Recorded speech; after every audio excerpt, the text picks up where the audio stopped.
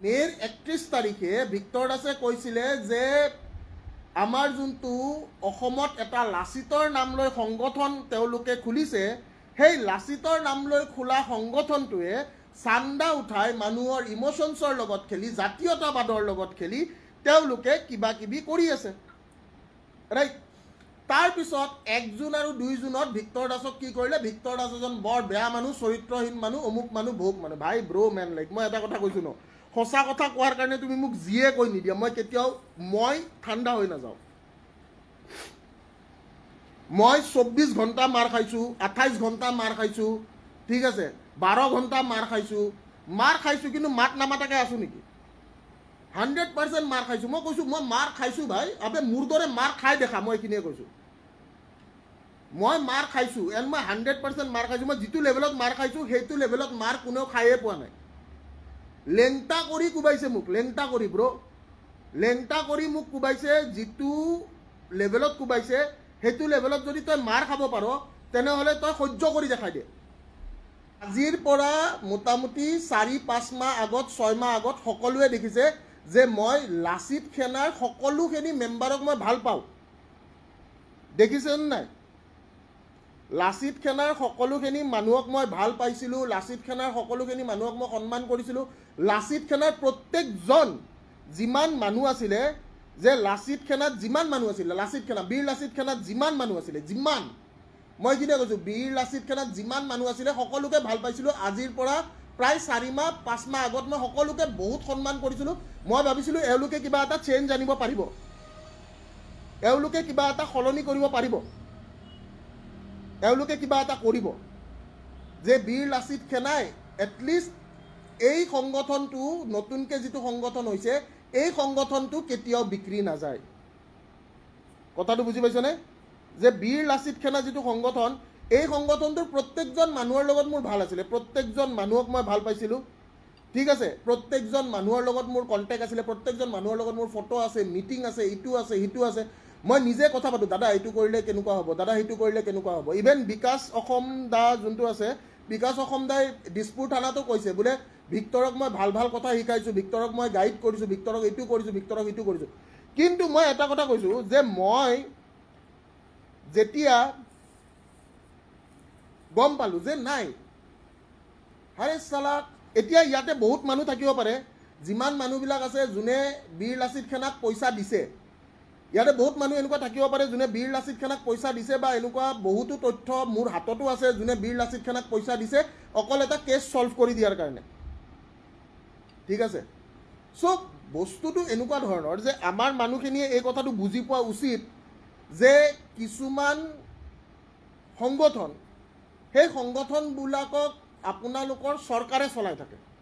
যোনে চৰকাৰক প্ৰেছাৰ দিয়ে, যেতিয়া তেওঁলোকে কি কৰে, যেতিয়া তেওঁলোকে কৰাপশ্যন কৰে, বা যেতিয়া তেওঁলোকে এনেকুৱা কিছুমান আনকনষ্টিটিউচনেল কাম কৰে, যিখিনি বস্তু মানে আনএক্সেপ্টেবল, ঠিক আছে। চ' সেই মানুহখিনিক মই এটা কথা ক'বলৈ বিচাৰোঁ, আজিৰ ডেটত আপোনালোকৰ মাননীয় মুখ্যমন্ত্ৰী ডাঙৰীয়াই কি কৈছে, মাননীয় মুখ্যমন্ত্ৰী ডাঙৰীয়াই কৈছে যে বীৰ লাচিত সেনাৰ হাড়ে হাড়ে শিৰে শিৰে বোলে লাচিতৰ তেজ আছে বুলি তেওঁ কৈছে। নাও এটা কথা সকলোৱে বুজি পোৱা উচিত, এটা কথা মানুহেতো বুজি পায়, মানুহটো বুৰ্বক নহয়। মানুহ বুৰ্বক নেকি? মানুহ বুৰ্বক নেকি? মানুহটো বুৰ্বক নহয়। এটা মই পোষ্ট কৰিছিলোঁ May 31,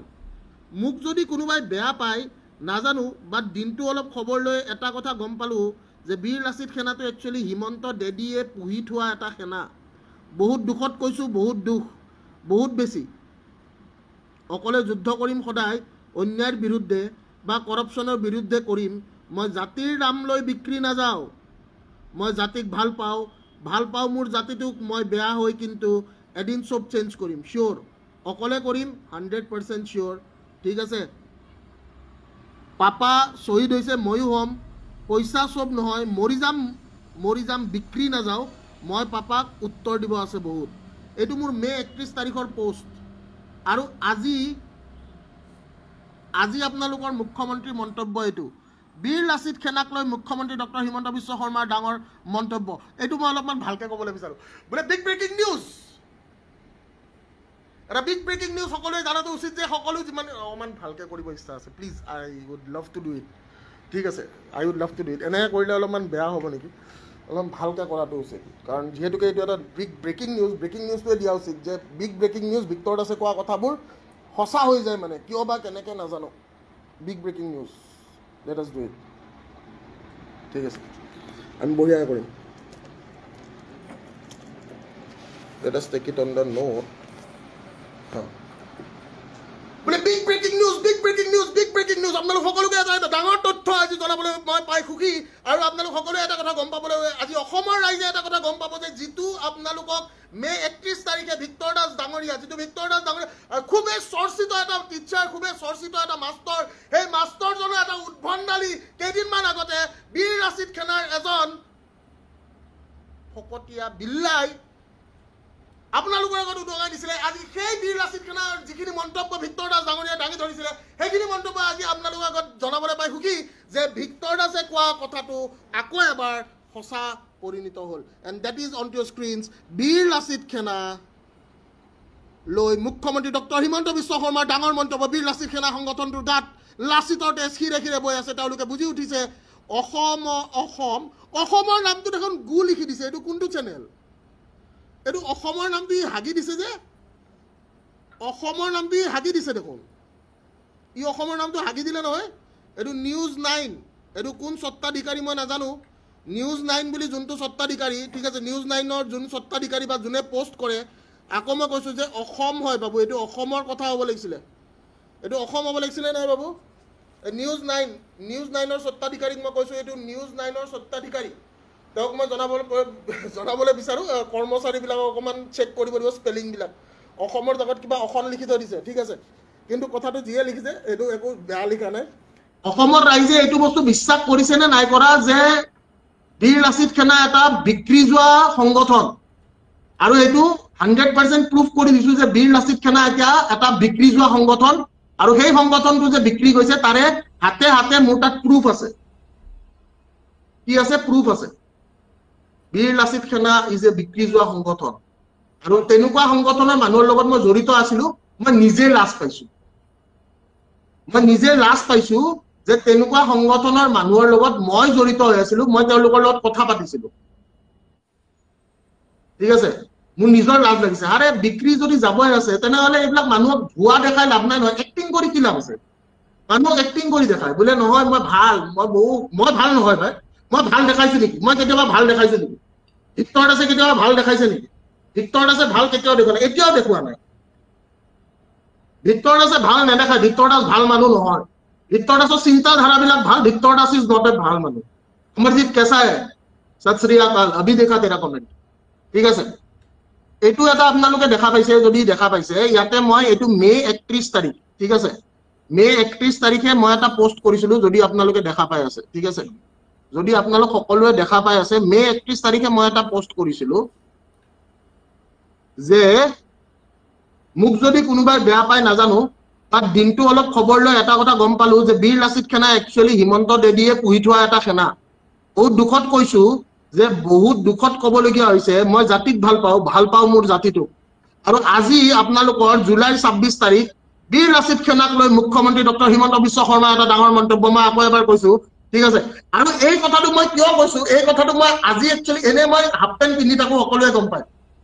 এই কথাটো মই হাফ পেণ্ট পিন্ধি থাকো মই সকলোৱে গম পাই যে ভিক্টৰ দাই হাফ পেণ্ট পিন্ধি থাকে কিন্তু আজি মই গামোচা পিন্ধি কিনে এইটো কথা কম কাৰণ প্ৰকৃত অসমীয়াই গামোচা পিন্ধে আজি গামোচা পিন্ধি এই কথাষাৰ কম মই গামোচা পিন্ধি আছো দেই আজি গামোচা পিন্ধি এটা নিউজ কৰিম আপোনালোকৰ আগত নিউজটো চাব নে আজি গামোচা পিন্ধি এটা নিউজ কৰিম ঠিক আছে আমি খিলঞ্জীয়া অসমীয়া আমি আমাৰ চিনাকি আমাৰ গামোচা ঠিক আছে তো মই এটা বিগ ব্ৰেকিং নিউজ আপোনালোকৰ আগত দাঙি ধৰিবলৈ বিচাৰিছো এটা বিগ ব্ৰেকিং নিউজ যে মে 31 তাৰিখে ভিক্টৰ দাসে কোৱা কথাটো আজি জুলাই 26 তাৰিখে প্ৰুভ হৈ গ'ল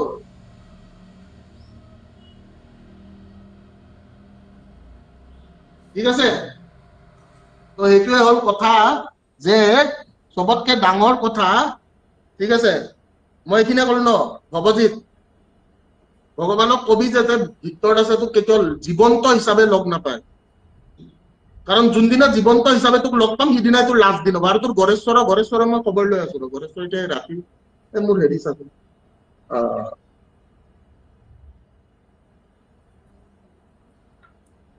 আপুনি এটাও ৰিপ্লাই নিদিলে কিন্তু আপোনাক যদি মই কেলা বুলি কওঁ ৰিপ্লাই নিশ্চয় দিব আপুনি গালি পাৰিলে মই খুব ভাল পাওঁ কেলা ইজ এন ইমোশন চা কেলা এটা ফুল ষ্টপ টাইপ বস্তু ভাত খালো কেলা ভাল লাগিছে কেলা কিবা এটা কৰি দিওঁ কেলা কেলা মাৰি পেলাও ইয়াক কেলা কেলা এটা ইমোশন হয় কেলা গালি নহয় নহয় অসমীয়াৰ কাৰণে কেলা কেতিয়াও গালি হৈ পৰিব নোৱাৰে অসমীয়া মানুহৰ কাৰণে কেলা কেতিয়াও গালি হৈ পৰিব নোৱাৰে অসমীয়া মানুহে যদি কয় যে কেলা এটা গালি কেলা কেতিয়াও আমাৰ কাৰণে গালি নাছিলে কেলা কেতিয়াও গালি নহয় কেলা কেতিয়াও গালি হ'ব নোৱাৰে কেলা আমাৰ কাৰণে এটা ইমোশন হয় কেলা এটা এনেকুৱা বস্তু যিটো আমাৰ কাৰণে মানে যেনেকে আমি সেন্টেন্স এটাত ফুল ষ্টপ নোহোৱাকে আমি কাম কৰিব নোৱাৰো যেনেকে আমি আমাৰ আবেগবিলাক যদি আমি মানে প্ৰকাশ কৰিব লাগে আমি যদি আবেগ প্ৰকাশ কৰিব নোৱাৰো তো কেলা আমাৰ কাৰণে এটা ইমোশন হয় কেলা কেতিয়াও আমাৰ কাৰণে কেলা can never be কেলা can never be a গালি for people of Assam ঠিক আছে তো কেলা কেতিয়াও আমাৰ কাৰণে এটা গালি হ'ব নোৱাৰে কেলা আমাৰ কাৰণে এটা আবেগ কেলা আমাৰ কাৰণে ইমোশন আৰু মোৰ মতেতো এনেকুৱা খুব গৰম লাগিছে কেলা এতিয়াতো সবে কৈ আছে গম পাইছে নাই খুব গৰম লাগিছে কেলা ফেনখন নচলে কেলা কাৰেণ্ট নাই কেলা এটা ফুল ষ্টপ